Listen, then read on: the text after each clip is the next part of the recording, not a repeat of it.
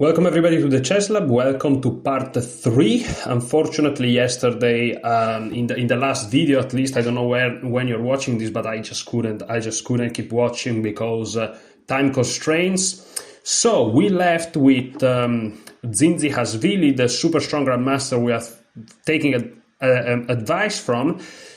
Basically in this highly tactical position, playing very active chess. He was threatening checkmate on f8. As you can see, the queen just winged over to threaten checkmate. And also this knight is attacked 1-2 times. He's defended only once. This bishop is also under attack. This pawn is under pressure. The situation is quite critical. It's quite the mess. So let's see. Let's try to bring from where we left. This is already, we are using, that's not the only way probably to win for white, but this is clear-cut result of what...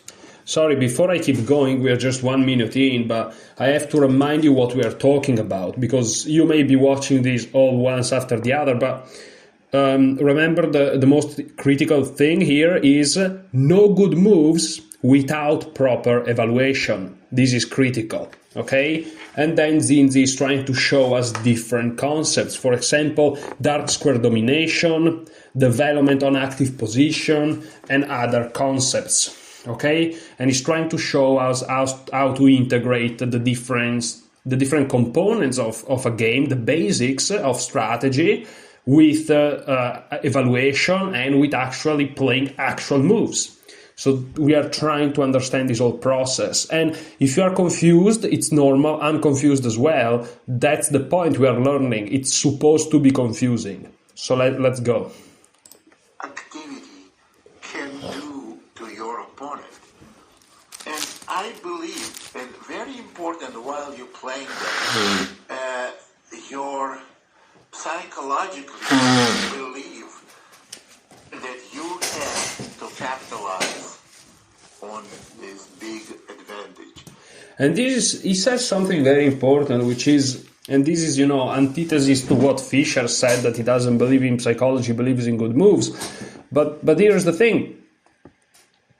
When you play, remember the Russian school of chess, that's what we are learning from, states that chess, you see it as a sport, and in every sport we know that psychology is very important. And so in situations where you have the piece activity and you have more active pieces, again, it's just basically saying the same thing, just slightly different ways, you have to believe. So you have to have a positive mindset. That's very difficult, especially if you're having a bad day, which can happen to anyone at all times. It's difficult.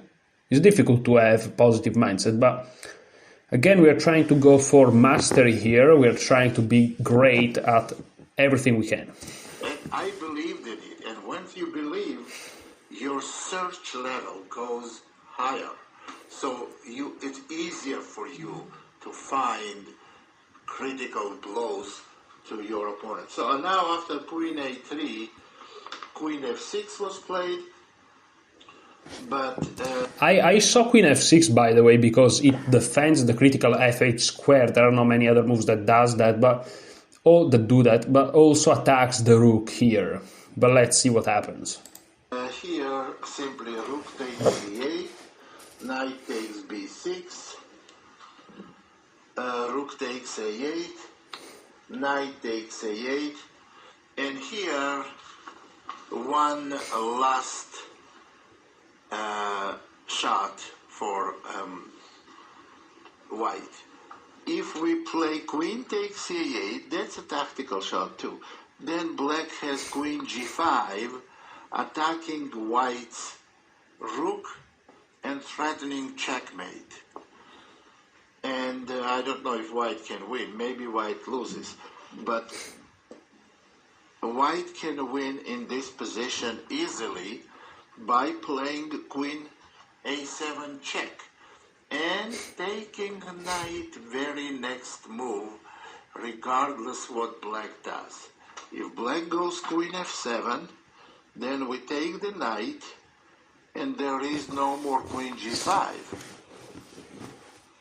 And if black did what they do, they went king h6, then queen takes a8. And now queen g5 doesn't do anything either, because queen f8 check wins outright. Only legal move rook g7, and then rook takes c6 check, and black has to play queen g6, give up a queen and a game. This actually, I was proud.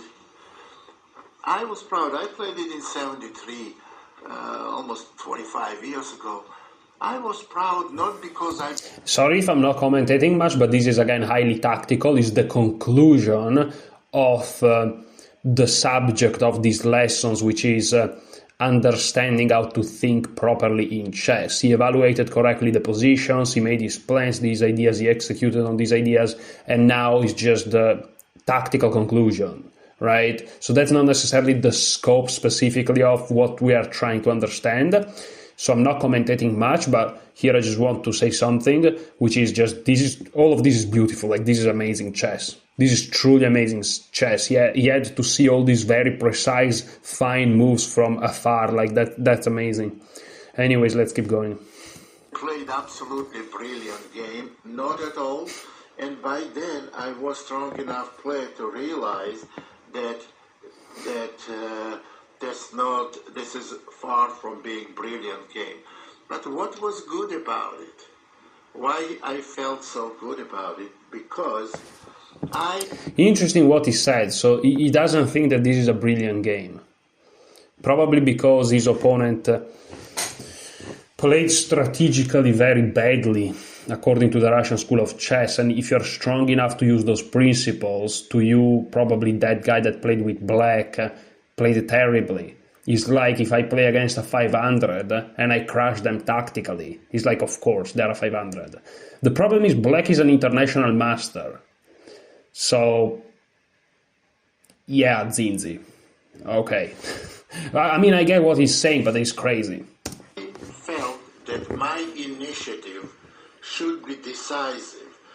And whatever I believed on, I believed in activity, I believed in piece coordination, which I had, and I believed this should bring to a win. And my confidence in my beliefs rised, and I see that, oh yes, whatever I learned from theory first, theoretically heard, and then I played. Rather, but most of the strong players today, they're learning differently. They're learning from what they see, from examples and practice, and then they do it themselves. Well, I was very pleased when I saw that. Sorry guys, but I have to re-listen to what he said.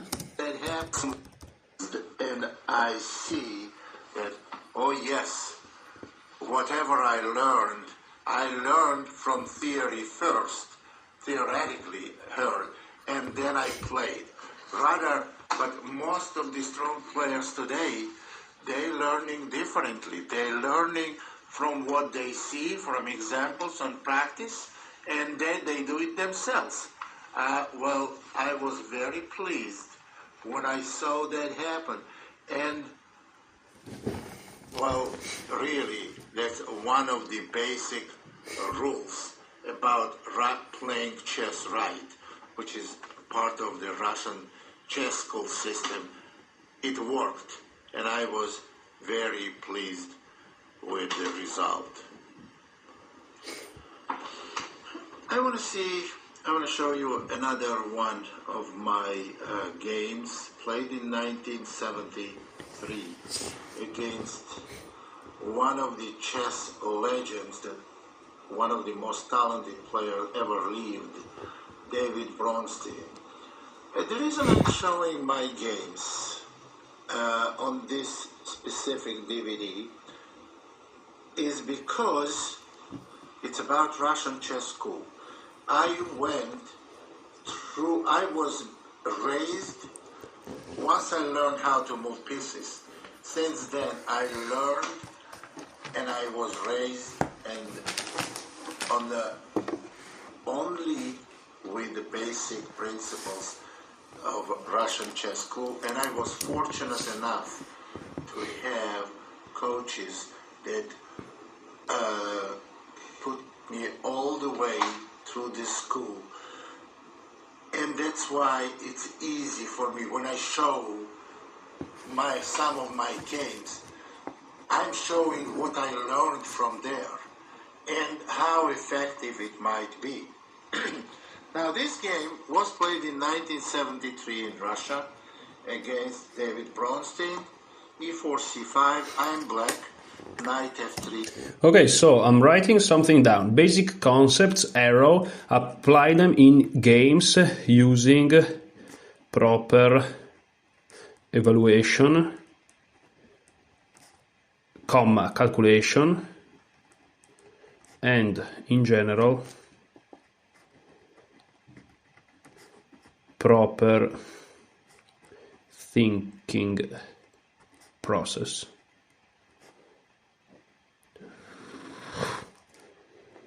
Okay. Yeah, that's what we must learn to do. So, yeah. Now the question is, what are those basic concepts? How many are there? Is there a list? Well, these are questions that are tough, my friend, and I don't have the answers yet, but that's the journey we're on, so let's keep going. So, before we keep going, here now we are again watching yet another example of David Bronstein playing with the white pieces, super strong player. Needless to say, if you have never heard of David Bronstein, he's famous to have written a book, if I'm not mistaken, some tournament book. I should know that perhaps, but okay. And, super strong player. And our hero, let's say, Roman Zinzi-Khashvili, is playing with the black pieces. So again, this is an illustration of the concept of evaluating and understanding strategic concepts. We saw the concept of the weak dark squares and the double pawns with the weak dark squares. Let's see if it's the same here or perhaps there are other concepts. Let's see. Knight c6, d4, c takes d, knight takes d4, knight f6, knight c3, d6, bishop g5, e6. This is already very well known in theory, and it was very popular at that time. And I want to stop for a second. What Zinzi is doing, if you notice, is following the Russian school of chess, in the sense that he's developing his pieces, he's developing the knight. First of all, he's challenging the center. The opponent plays e4, you play c5. So if they play d4, you trade, right? Then you play knight c6, very logical. Then you play knight f6, knight's out, right? They say knights before bishop, but in general, knight's out. Don't tell me that the Ruy Lopez is wrong, right? But, he's developing his pieces. And he's trying to take some control over the center.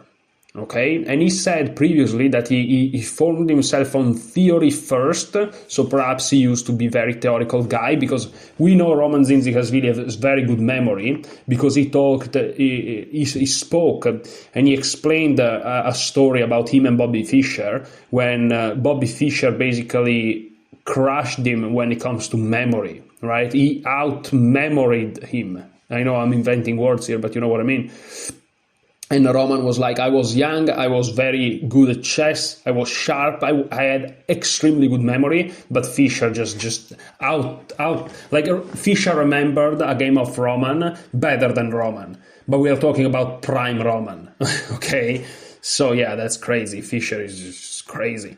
But very high praise from Roman to Fischer, by the way. But anyways, so the thing is, a guy with very good memory probably studied openings because you get something from it. And So, there is some theory here. It's not just him playing pure chess, little angel. There are some nasty theoretical knowledge behind these moves. But of course, these moves, he's not playing like some crazy weird sidelines. He's not playing knight h6 because he started with an engine, right? He's playing according to what he knows. But also the moves are logical, and we can learn from them anyways. So let's keep watching. Queen d2, a6. White castles long, bishop d7, f4, bishop e7. We're still in a theory. So he's mentioning it, they are in theory, but look at the position. Black has developed all of his minor pieces. Look at this. This is Russian school of chess. Nothing too wrong can happen. Of course, the Sicilian is highly tactical. There are crazy moves all the way, but you know what I mean, right? So let's keep going. Let's see when he stops to evaluate. Knight f3. So the knight goes back. b5. Black starts to launch some sort of an attack on the queen side. Again, perhaps this is all theoretical for him. Bishop takes f6. Of course, we have to take with the pawn. Otherwise, d6 pawn would fall. Gf, g3, b4. After b4, knight e2, queen b6. So as you can see, okay, the position is slightly, perhaps unusual. There are the double pawns here, but again, this is theory. So Roman was playing what he considered theory, but in general, if you notice his position, all of the minor pieces are developed. Now the queen, which is another piece, got out, but is in a very safe position. And there is perhaps an attack going against the white's king, and the black's king is still in the center, true, but there are like a trillion pieces in front of him, literally. So, and notice how I am instinctually already evaluating here. I'm trying to evaluate, right? I talked about the pieces. I talked about the king, right? So I don't want to go full evaluation because Roman is going to stop, I'm sure, in a second or two. So let's just keep watching. King b1, castles. Knight to c1. Now, what about this position?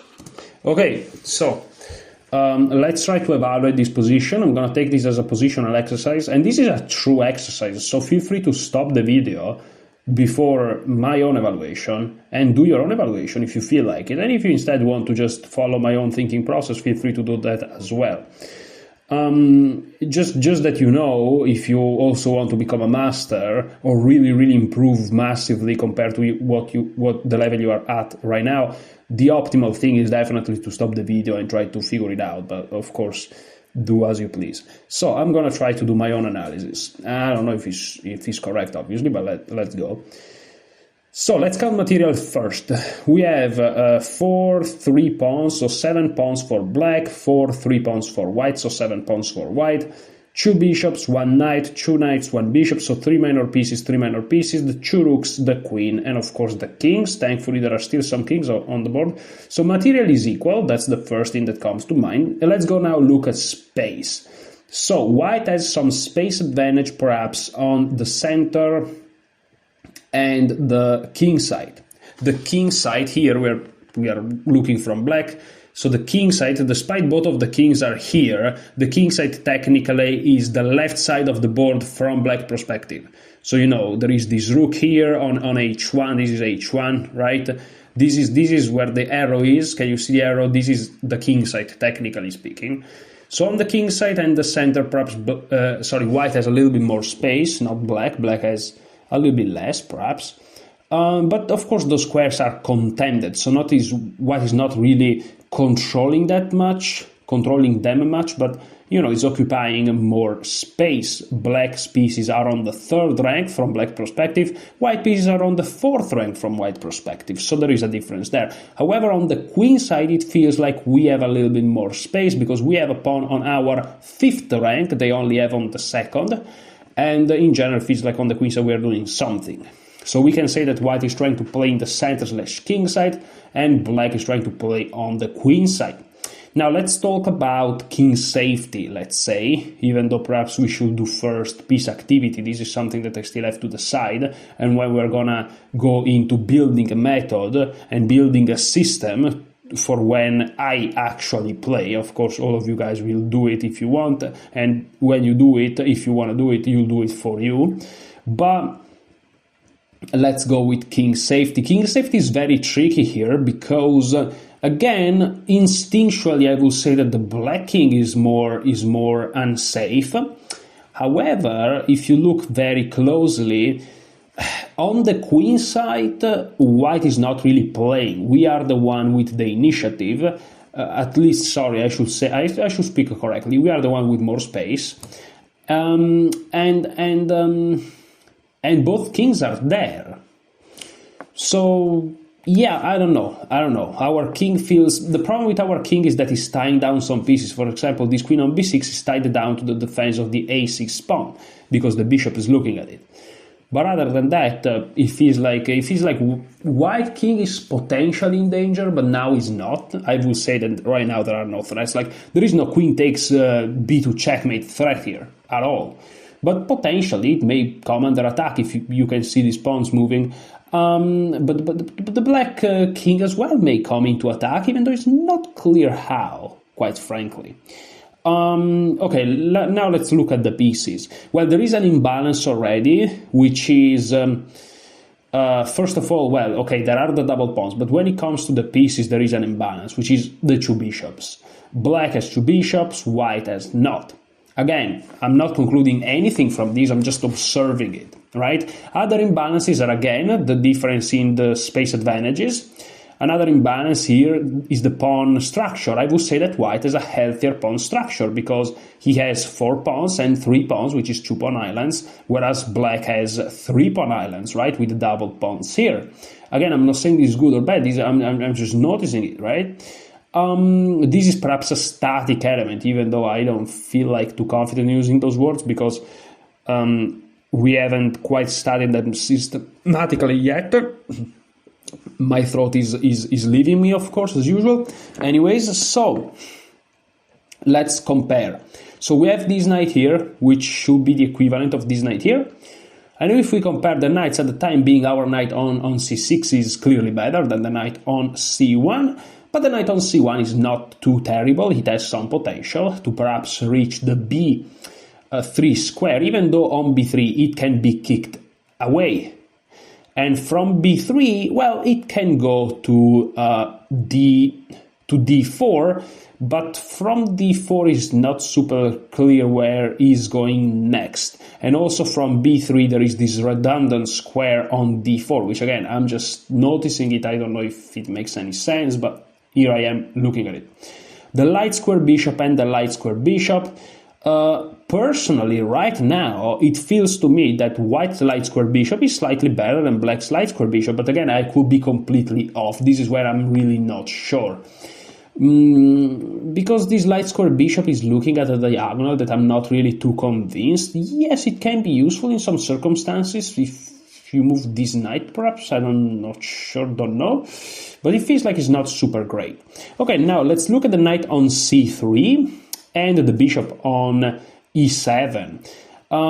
There are things that I like about this knight, things that I don't like about this knight. For example, this knight future prospects, they're not too good, quite frankly, here on the center and the king side. However, this knight helps control the d4 square. If the knight was somewhere else, let's say it moves to h4 for some crazy reasons, that would be crazy, then all of a sudden d4 is in black's control because the knight looks at it. So the fact that 2 pieces looks at this square is not enough because the first piece is a queen, the first piece here is a knight, so that if the queen goes here, you just lose a queen. So, you know, the knight helps in the control of this very important square. On the other hand, it's not too clear what... Again, after a knight goes to d4, it's not clear what the future is, apart from taking this knight.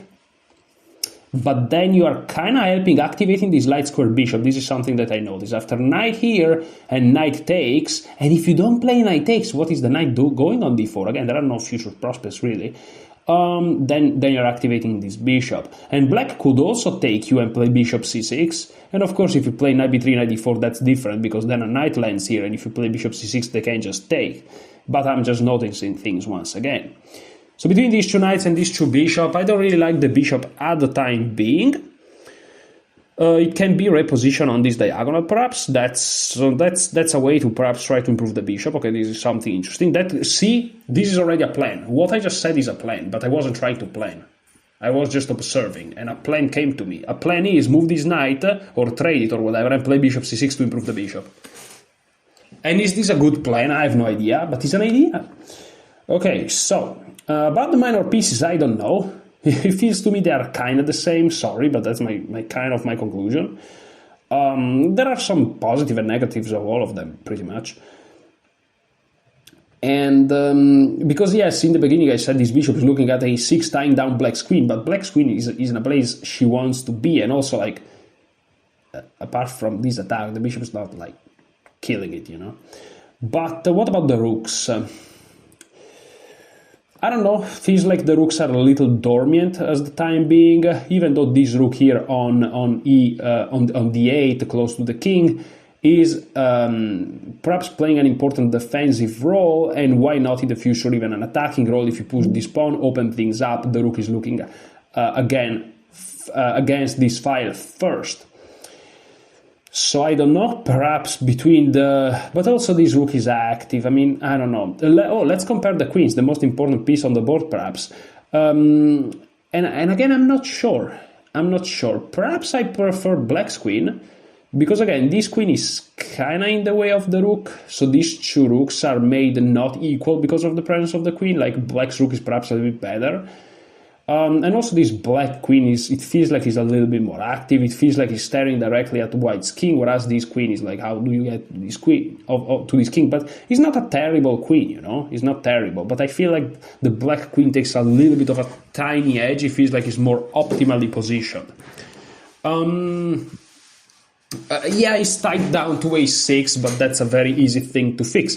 Talking about easy thing to fix, let's come up with plans. So I would evaluate this position as equal, with chances for both sides, but now we have to be concrete and try to figure out some moves. So again, we said that black is perhaps trying to play on the queen side, which again is this side on the board. Perhaps here is the theme of attacking the white king. There is a word to be said about this square on d4. So a candidate moves perhaps is e5, right? And e5, if a grandmaster sees me play e5, they may be like, that's a crazy blunder, right? And then explain me why, but I don't know. e5 is potentially a logical move, because after knight b3, the knight is dead. And this knight is also dead. So d5 is a move. d5 is a move. If they trade, we can undouble our pawns, and then we are going to play bishop to e6, and we're going to have a fantastic position. So yeah, definitely, e5 is a move that I kind of like. Now, the negative aspect of e5 is that it's creating two big holes on the light squares, right? And a move like bishop to c4 is all of a sudden looking at this pawn. He's kind of looking a little bit mean, you know. He's a little bit mean.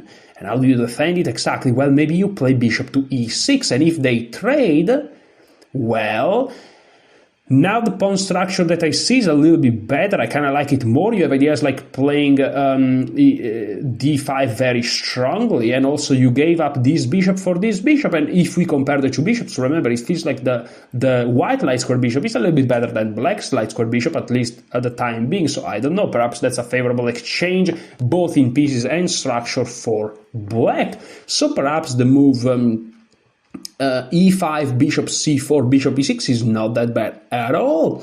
And what about the move e5, f5? You know, we push this pawn, they close down to prepare bishop c4. Again, that's kind of the idea. Well, I have no idea what to do then. I have no idea what to do then. You know, I don't know. Maybe though we can play knight a5 now, but it feels like we're going nowhere. It feels like we're going nowhere. But I don't know. Another move that I kind of want to play, perhaps that's a little bit too aggressive, is the move a5, a6, a5 to play a4 to prevent knight b3. The problem is they can play it before that. So I don't know. There are many things to be said here. There is also the move king to b7. King to b7 is a move that frees the c8 square for the rook.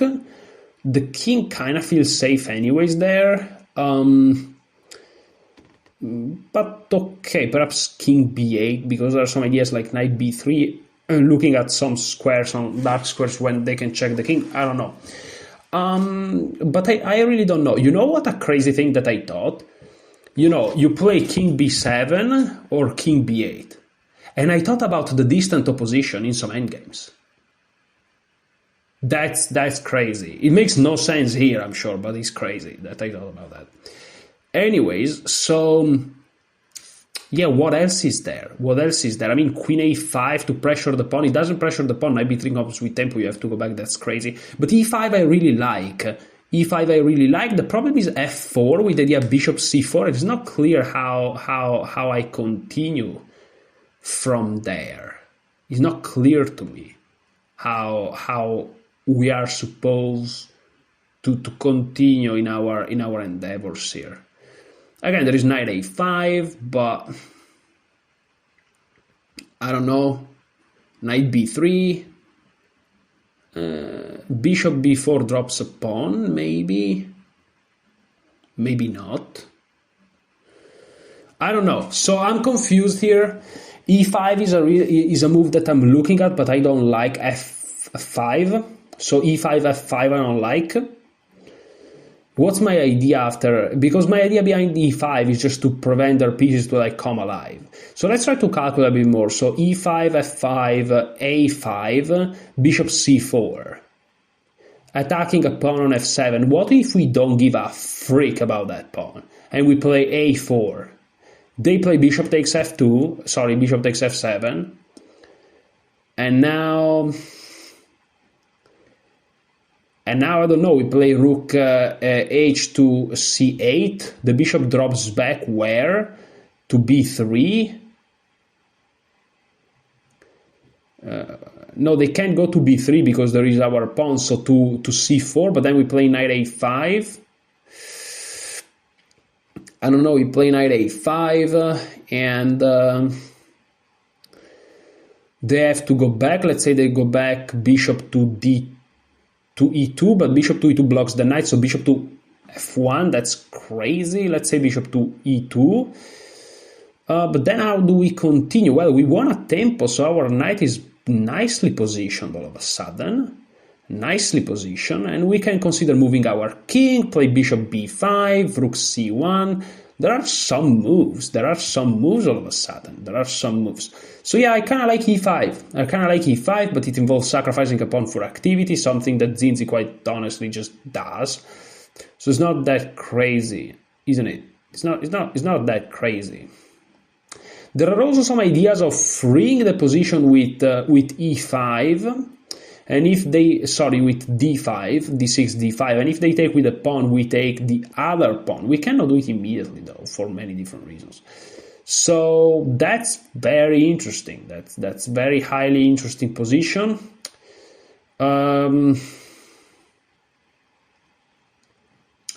Of course, we also take more control of the d4 square ourselves, but we can't stick a piece there. At least I don't think so. But yeah, e5 is very interesting, but f5 I really don't like. But then we have a5, bishop there, a4, bishop takes, rook there, bishop back, knight a5 with tempo. I mean, it's a move, but okay, let's see what he says. Black has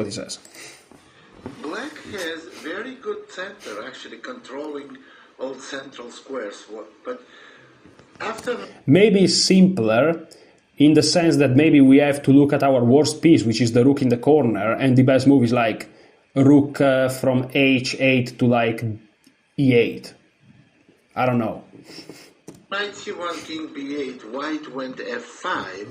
Okay, so king b8 was the move. King b8 was the move played by Zinzi. King b8. King b8, ladies and gentlemen. Or is it, or is just variations? Let me see. And here is what white is trying to do.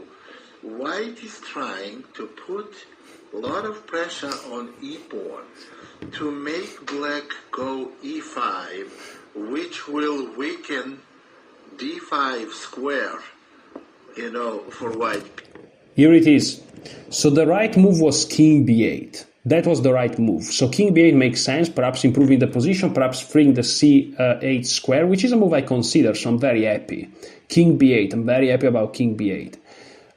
Superior perhaps to king b7, which is just irrationally exposed. But here is the thing. Guys. Why the idea f5 e5 is not that good? Because of the d5 square. That's very instructive. He's not trying to win a random ass pawn on f7. He's trying to institute a very strong blockade on e5, on d5. That's very instructive. So yeah, probably playing e5 was wrong because of that. Pieces. And after f5, this looks, e takes f, looks positionally terrible because weakens every one of black's pawns on a board. Gives terrible pawn structure. But this is the critical moment of the game. I didn't want to be subjected to bishop h3 and further pressure on e6, and I wanted active play. I did play e takes f, and this has very good justification. After e takes f, bishop takes f5. Obviously, here I wasn't too proud of my extra pawn. But what did we do with it?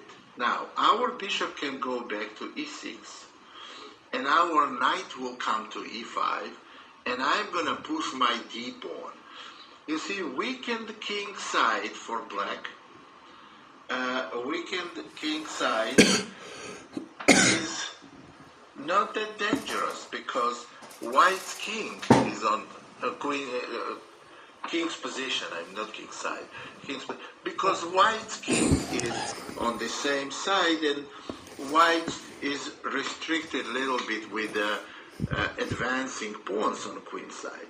So after bishop takes f5, well, here it came queen f4, bishop e6. I just want to mention that the idea of playing bishop e6 to improve his position is something I also noted. So that's good. Knight h4. And white wants to play knight on f5 correctly and having pressure on black's position.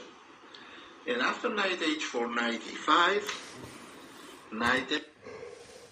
Notice how the play revolves around improving pieces' positions.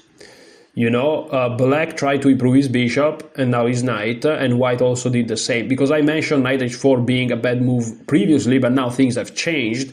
The white knight has access to the f5 square, and so it makes a lot of sense all of a sudden. So let's keep watching. f5, bishop takes f5, queen takes f5. White has far better pawn structure. Black has extra pawn that is absolutely meaningless. Notice how he's evaluating the position here. I'm not going to stop and spend other 10 minutes, both because I'm very tired, both because otherwise these videos and this series last like literally forever. Mainly because I'm tired though. Sorry. But yeah, he's evaluating, right? So let's just enjoy the evaluation. I don't even know which pawn is extra pawn of mine, but that's such a terrible pawn structure. But we have knight on e5, centralized. We have potential opening bishop, and we have potential of opening the c file. And knight on e5 is worth a lot. And in this position, believe it or not, I did like my, at this point, I did like my position. Now, what this has to do with Russian School of Chess? Because there are some positional advantages and disadvantages. Russian chess school cannot be used, never, based on one positional component. For example, Okay, so this is gold. So Russian School of Chess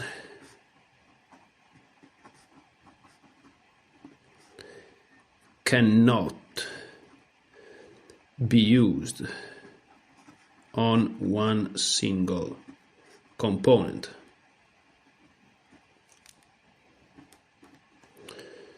There are always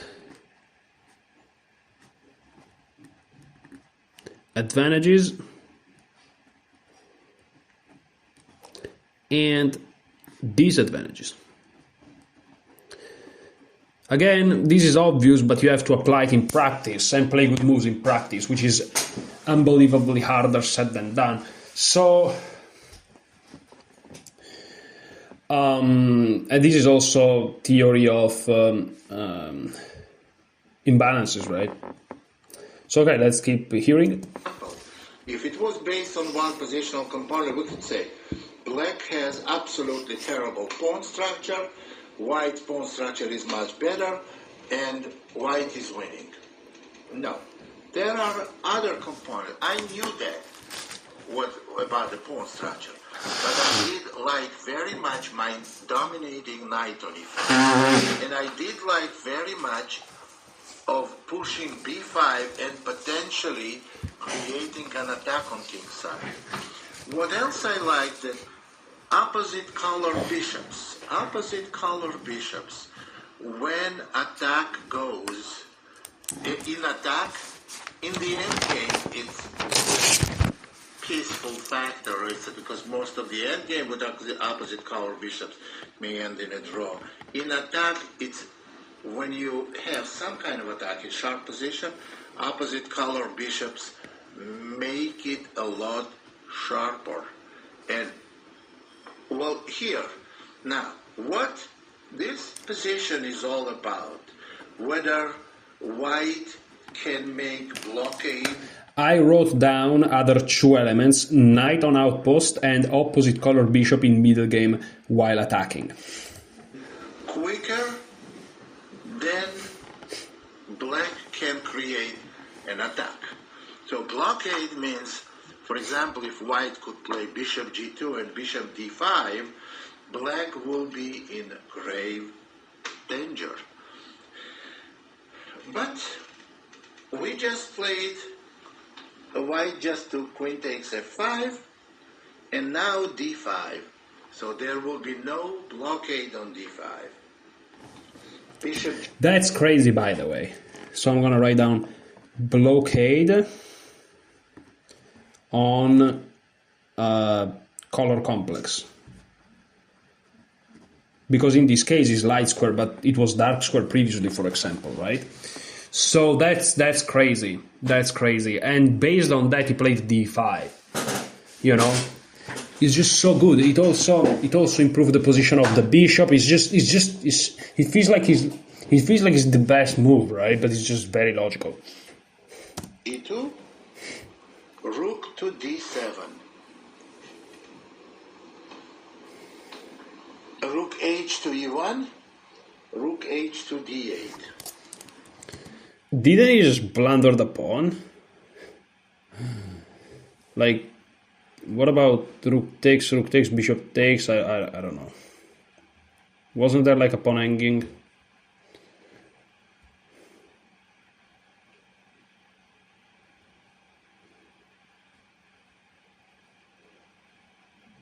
I don't know. That has because That must be reason because of calculation. But let's just keep going. And he's also giving up a pawn on h2. That's crazy. Sorry, on h7. That's crazy. Queen takes h7. There goes black's extra pawn. But that wasn't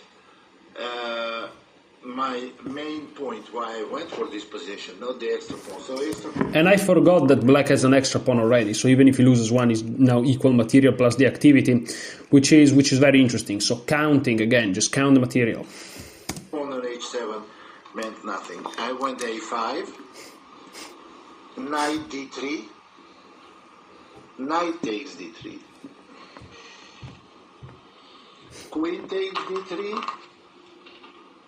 and a4.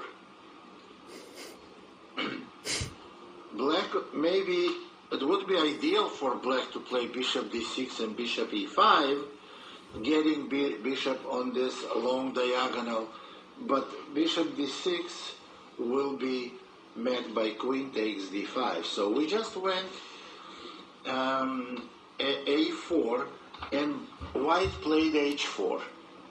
Well, just activating their pass pawn because black does not have a pawn on that file. a3, h5. Now why didn't white go b3? b3 weakens potentially diagonal, very dangerous diagonal for black bishop. White went h5. What white is trying to do here to push h-pawn far enough to distract one of black's rooks. h5, f5, queen b3, a takes b, rook e3, and rook a7. You see now that black has real threats. Rook a3 possible, bishop comes to f6. So that's crazy. Like, how is this even happening? How is he doing this? I'm mesmerized by this play. It's crazy. After rook a7, a4 was played. Obviously, I cannot take en passant because my queen is hanging.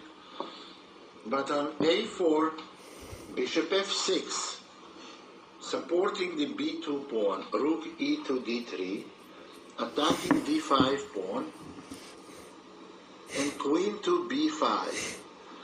This is very strong move because threatens queen takes a4 or rook takes a4 with mate on a1, and obviously white cannot take the queen because of checkmate. So what happened after queen b5, c3, rook takes a4, queen takes b2, and it looks like good position for white because white wants to play rook takes d5, but after rook a3, white is lost. After rook a3, there is no good defense. You see, if queen takes b4, then rook b3 check. That's a highly unusual move and wins the queen.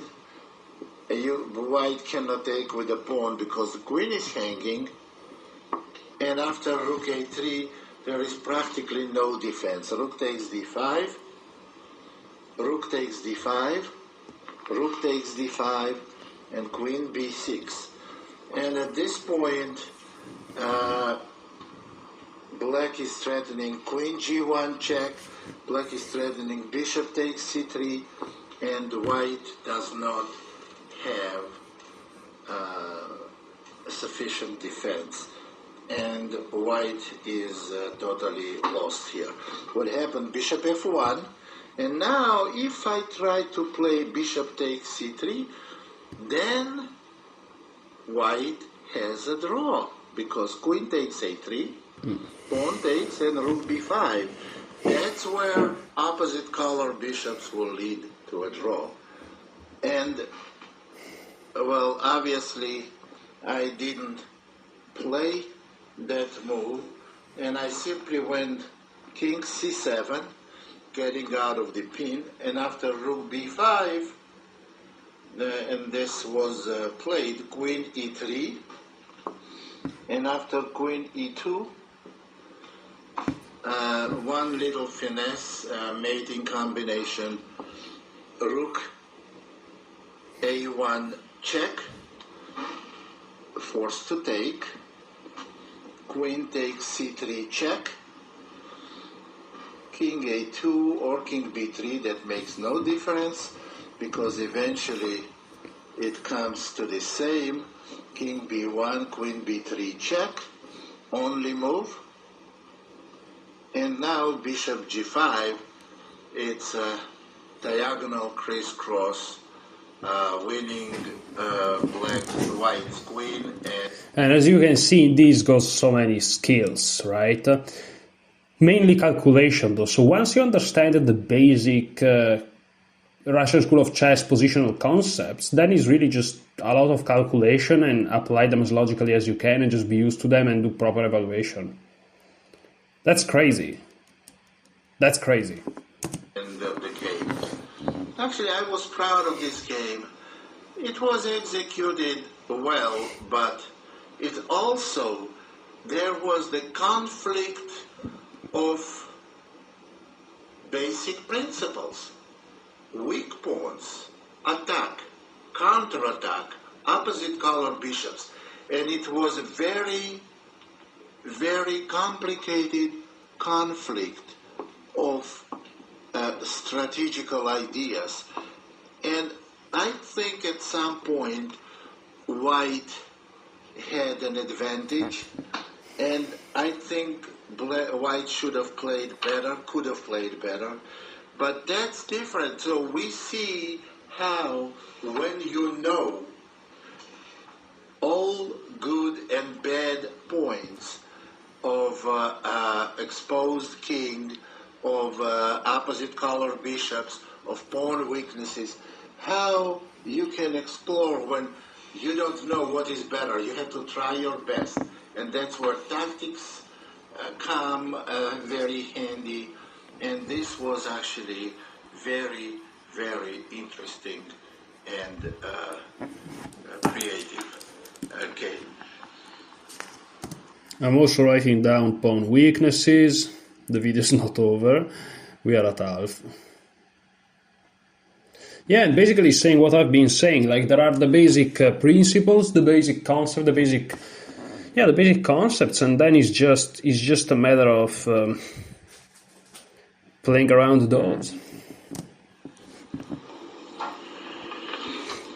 One of the very important components of the right positional play, a good positional play, is maneuvering.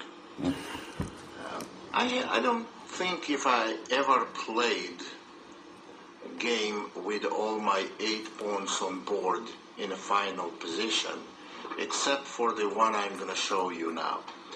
This game I played I just wrote down maneuvering, important concept. You know, simple as that. In 1990 in interzonal tournament against very strong Yugoslavian grandmaster Goran Gavrilo. And I won this game with all 8 pawns on board on each side, where I had no immediate threat. And this is highly unusual how badly it was played by Black strategically. Well, let's see the game. Knight f3, knight f6, g3, b6, bishop g2, bishop b7. It's kind of King's Indian setup for one. I'm happy because this is my repertoire. Like, I could be playing this so far. Let's see where it deviates. White. Bishop b7 castle, c5 d3, g6 e4, d6 rook e1, e5 c3, bishop g7, d4, knight bd7, and d5 for white. Okay, so, space advantage. Similar structure relatively, right, to the King's Indian we saw already, that game, at least the center pawns. Very interesting, very interesting. Let's just keep watching. Black castle. I went a4.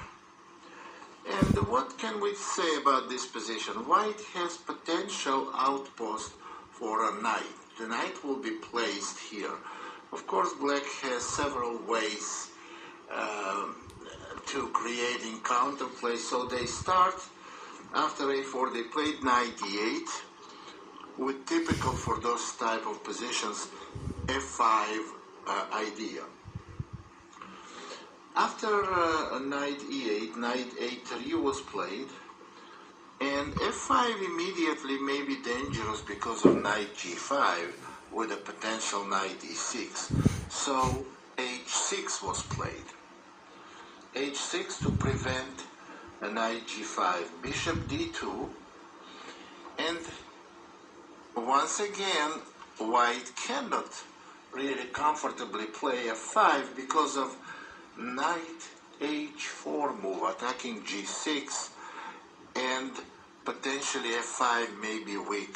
Protecting g6 with king h7 could be met by queen c2, or maybe even e takes f and knight takes f5 with the immediate punishment, and after rook takes e5, bishop e4, attacking, pinning the rook with the idea g4. That's crazy. So f5 at this point is not good. So, on the other hand, white is continuing their plan. So knight c7 was played, and after knight c7, knight c4, attacking d6 pawn, queen e7, and now b4. White wants to open position on a queen side. After b4, black plays rook a to d8, and queen c1. Queen c1 is very interesting move, attacking h6 pawn, and after black plays king h7, now queen c2. See, making f5 very difficult for black. Now if f5, e takes f, g takes f, knight h4 will be decisive.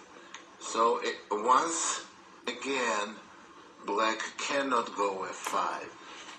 And you have to notice that if black doesn't play f5, they have absolute... That's crazy. In this type of positions that I'm talking about before queen c1, I never know what to do. I would have just played queen c2 directly. But by playing a queen c1, inducing king h7 and then queen c2, that's just much more effective. And the idea is to stop f5, which comes down to the evaluation of the position. That's crazy.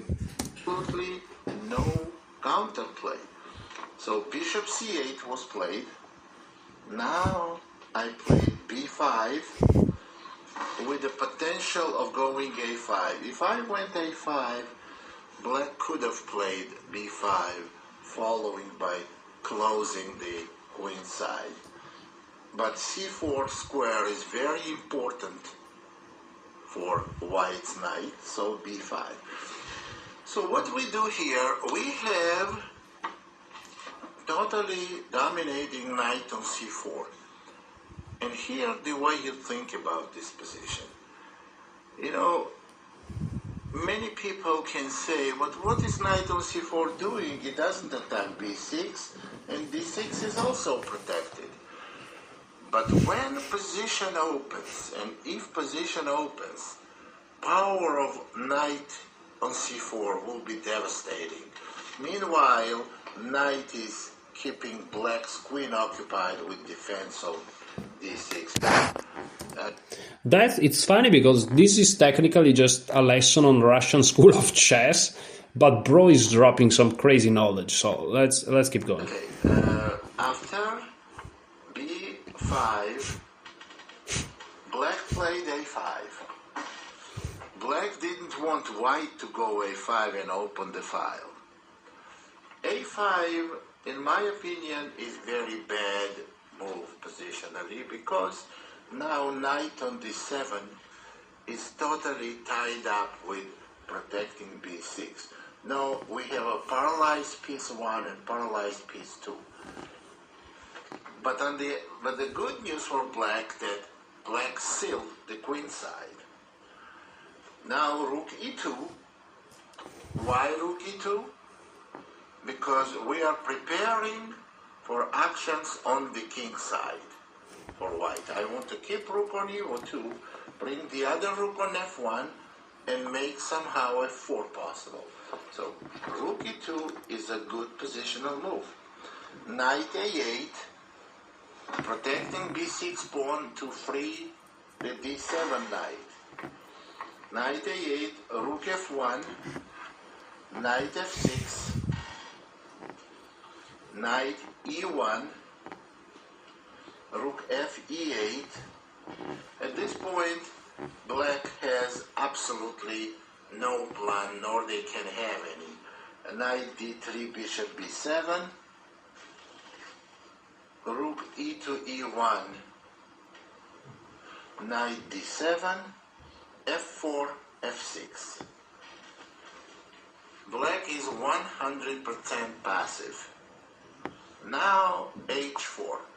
This is very, very good positional move. Idea, on bishop c8, I went h5, and black went g5. If g takes h, this pawn will be taken maybe with the rook even. There are many ways, and it's absolutely weak pawn on h5. g5 was played, and now bishop h3. You see another terrible square, and possibly can be occupied with a knight, f5 square. After bishop h3, knight f8, and light square bishops were exchanged. That's what white wants. Now all black's light squares on f5 and g4 are totally weak. And here is only pawn was exchanged. F takes e, d takes e, and knight e3.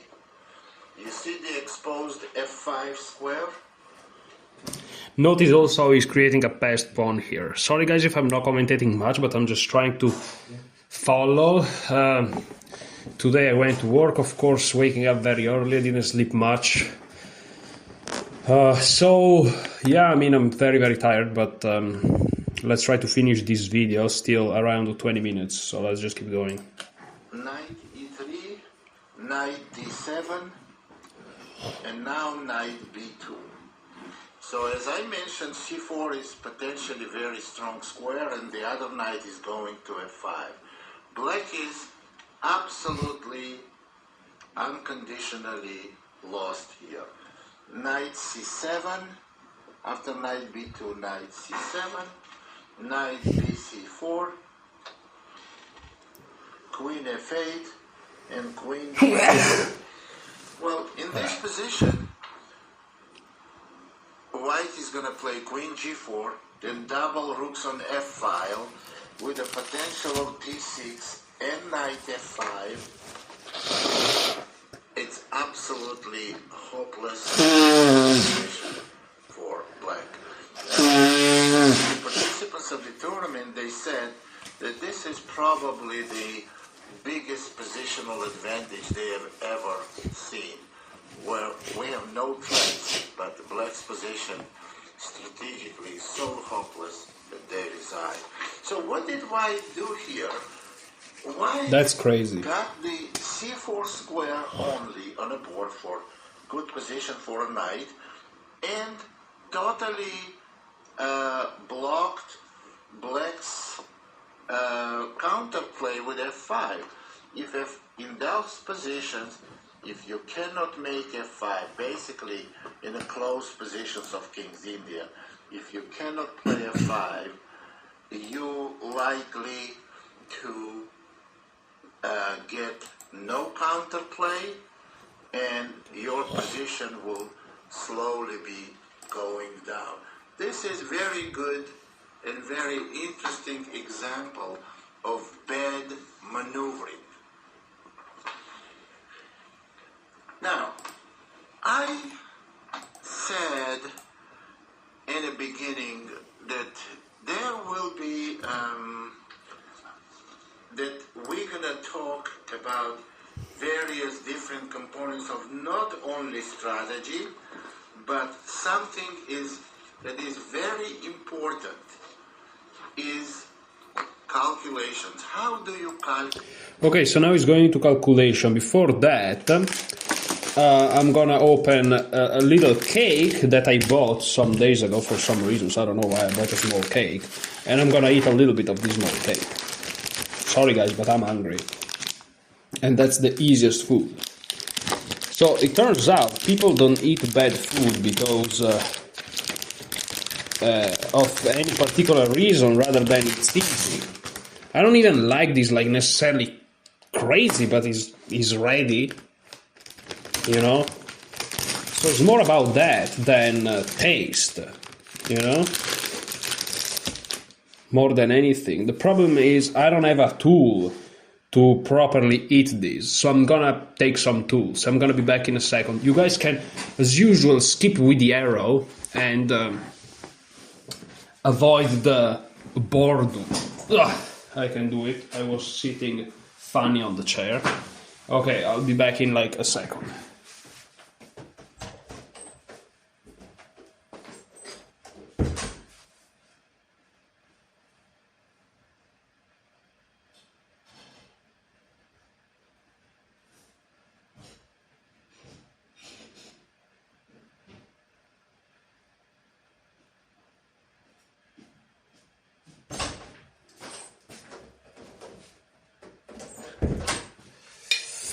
Okay, so I'm back. We are eating some cake here, let's go.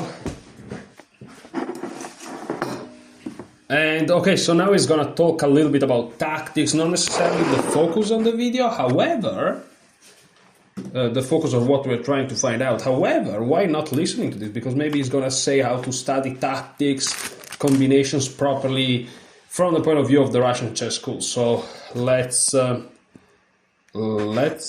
go. Great. Calculations. To explain you verbally, it's hard to bring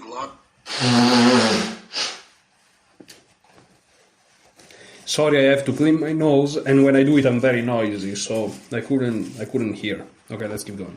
Examples on calculations because it's millions, and none of them will be very well explaining to it. What calculations you have to try to calculate more frequently, and that's how you get experience. But okay, so first thing first, I'm gonna draw a line, calculation, point number 1, calculate more often to get experience. Okay. you have to have positional knowledge. You cannot calculate like computers do. Computers calculate every possible move. Most logical and absolutely meaningless go in the same bucket, and the computer calculates all. But what we do is we, based on our intuition and based on the principles, we have to pick the continuation and calculate. And that's how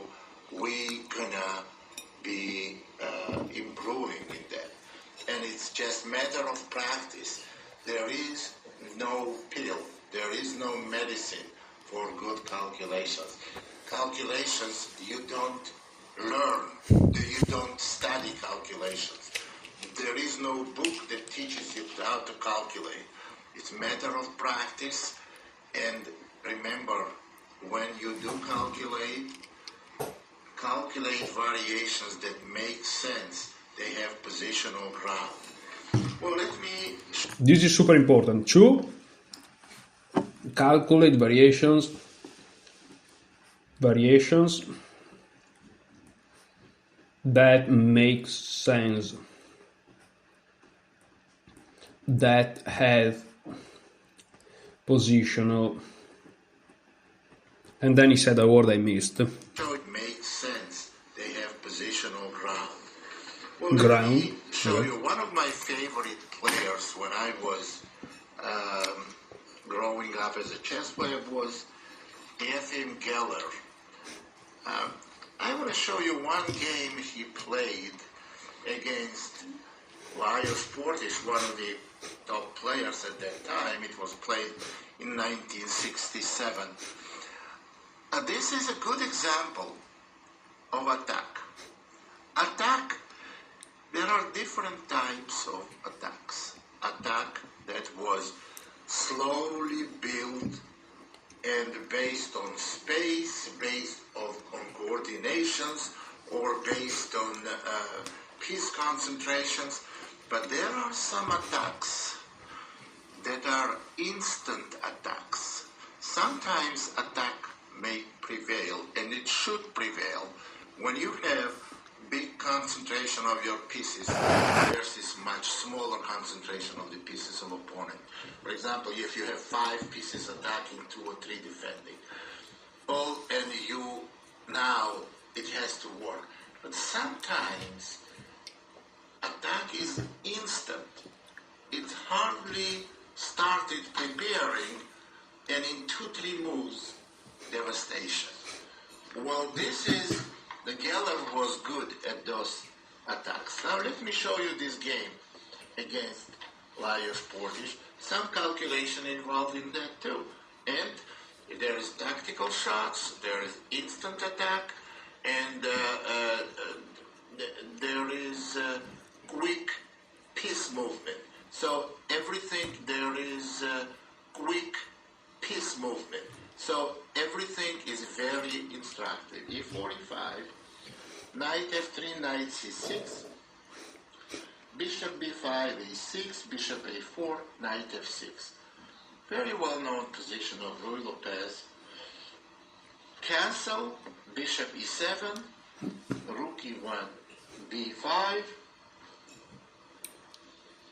bishop b6, d3, d6, bishop b3, d6, c3, castle, h3, h6. That's not a very well-known continuations. It's possible continuations, but I don't like, because only thing h6 does, it prevents one of the white pieces going to g5, but it becomes a target in the future by itself, and you will see what happened. d4, rook e8, knight bd2, bishop f8, knight f1. It's a typical for Ruy Lopez play. Bishop b7. This seems like it blunders a pawn, though. You take on d4. Oh no, it doesn't, because there is that trick, that Ruy Lopez trick. Let's assume the bishop is still on c8, and they play e takes d4, c takes d4, knight takes e4. There are multiple moves here. Bishop takes f7, bishop d5, queen d5. There are multiple moves. It's just crashing. Okay. Knight g3, queen d7. I think it's hard to imagine hard to construct quite a position than this. You see, you have 8 pawns on board. Position is very quiet, and most of those Ruy Lopez games they ending in a draw. But however, here Geller noticed there is a way of creating unprepared attack.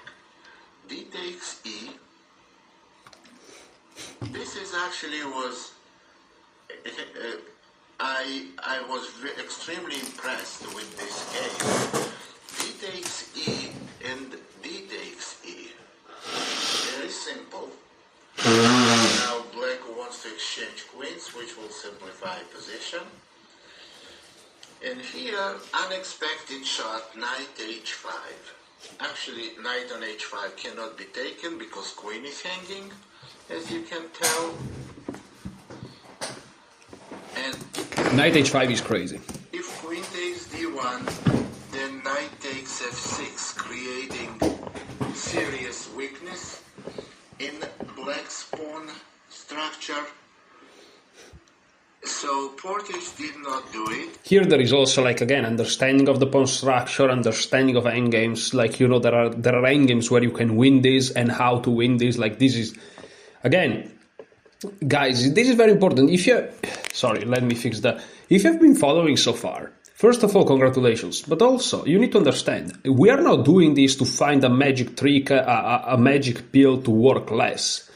We are actually just trying to find a way to maximize everything we do, and by extension also how we do it. But the work is just gonna improve. I mean, increase, you know? There's infinite work here, so don't get it twisted. Like, we are going to become chess masters. I'm going to become a chess master. I'll have to work like crazy. So black, after knight h5, played queen e7. Everything looks safe. But now knight h4.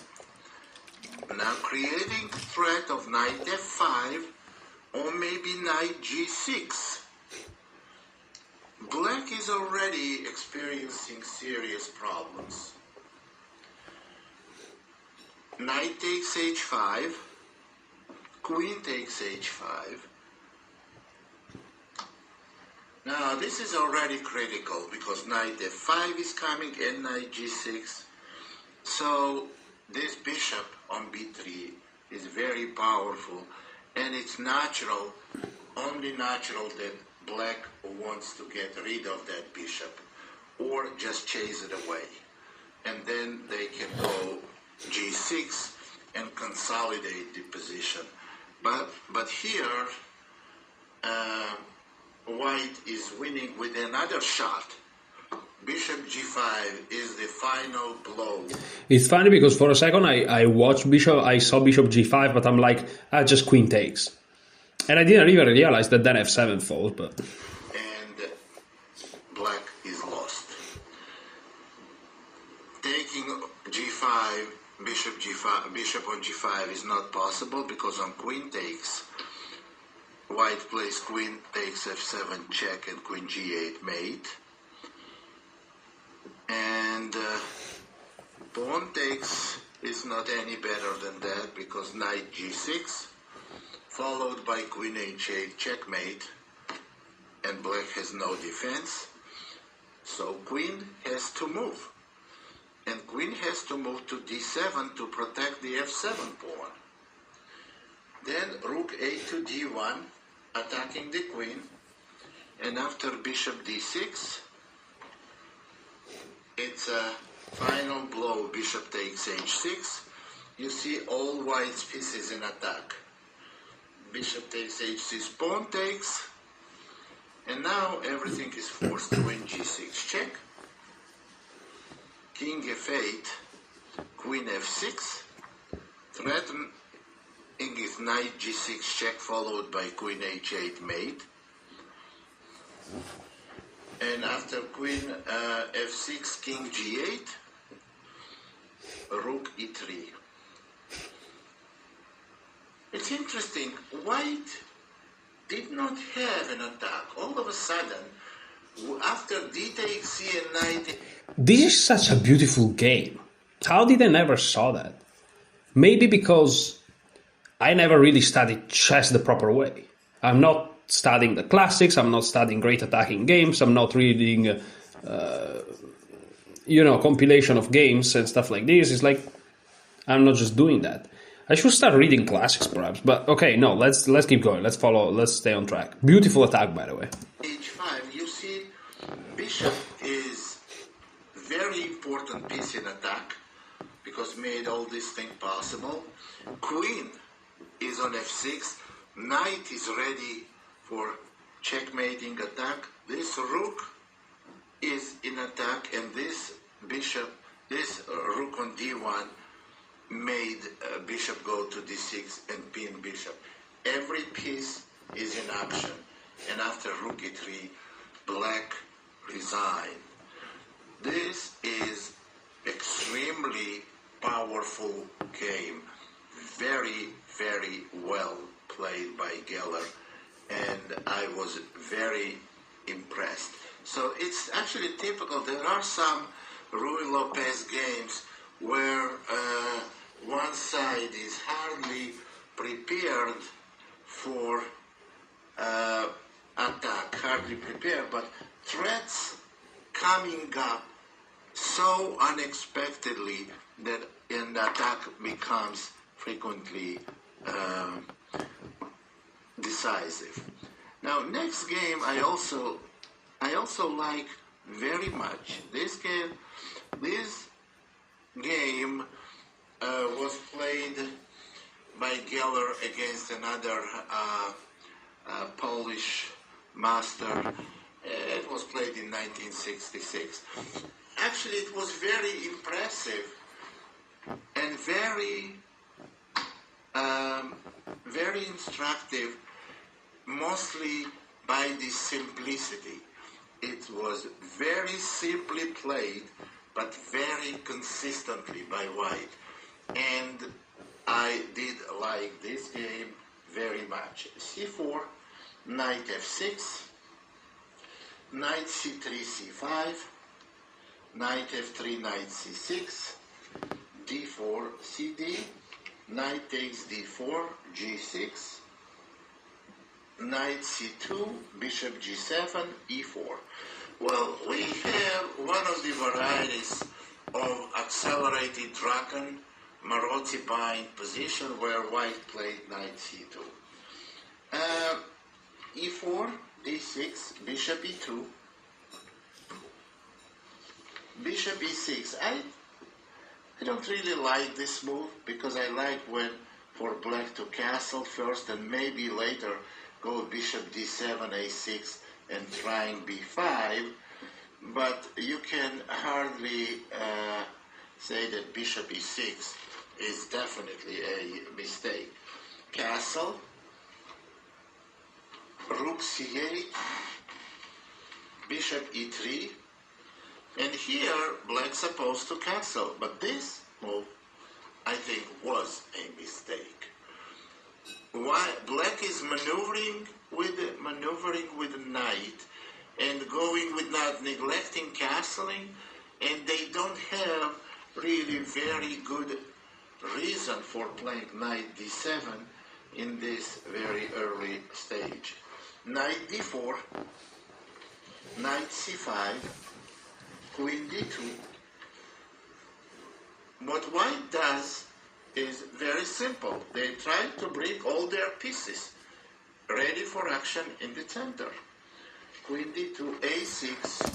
And of course, always go back to the basics. Notice the Russian school of chess here.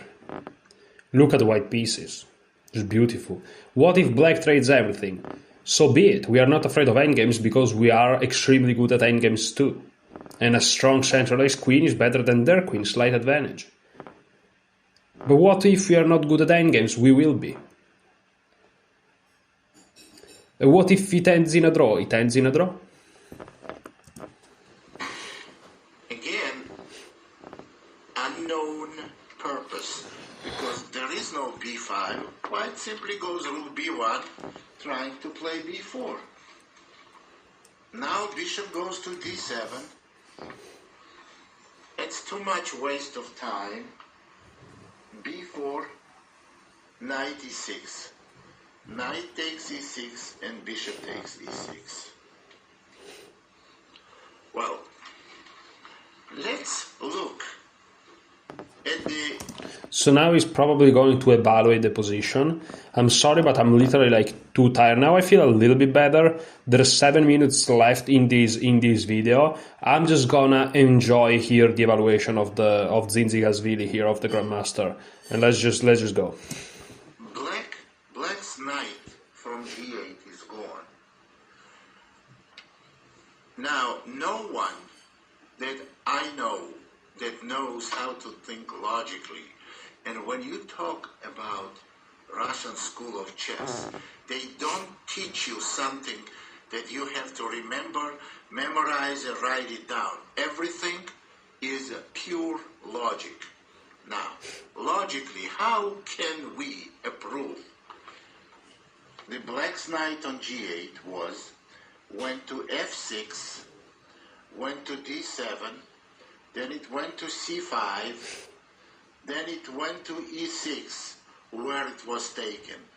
This is 4 moves to be exchanged for the knight that made 2 moves. This is critically wrong, and black is still having... This is a concept that I struggle to understand. I'm familiar with this concept, right, of a piece moving many times, get traded for a piece that moved less, but I always struggle to understand it. Some space disadvantage. Now knight d5 by white, and now finally black castles. White goes rook f to d1, and white has serious space advantage, and black has 0 counterplay. I play accelerated dragon myself, and I know when you get in a total bind and you have no counterplay, it's very, very difficult to survive. After rook f to rook a b1. Well, now black goes f5. f5 trying to get some life, some counterplay. E takes f, bishop takes f5, rook c1, queen e8, bishop g5. Now, these pawns cannot be moved because they will become targets right away. And for the first time, white has direct threat. The threat is e7 pawn, which is currently protected, so b5 is a threat. And when knight moves, e7 pawn falls. So rook f7 was played, protecting the e pawn. Look at this, how simple white played this position, and how decisive it is. Simple and consistent. After rook f7, rook e1 was played. Now, it's obviously that's the file white rook wants to stand on. Knight d4, bishop f1. Now e7 pawn hangs, e5, knight b6, rook b8, and c5. And here black has already no defense. Bishop c4 is coming, there are too many threats, and black goes downhill real quick. D takes c, b takes c, queen c6. Now on bishop c4 probably they will play bishop e6, but knight c4 was played. Knight c4 attacking e-pawn, threatening knight d6.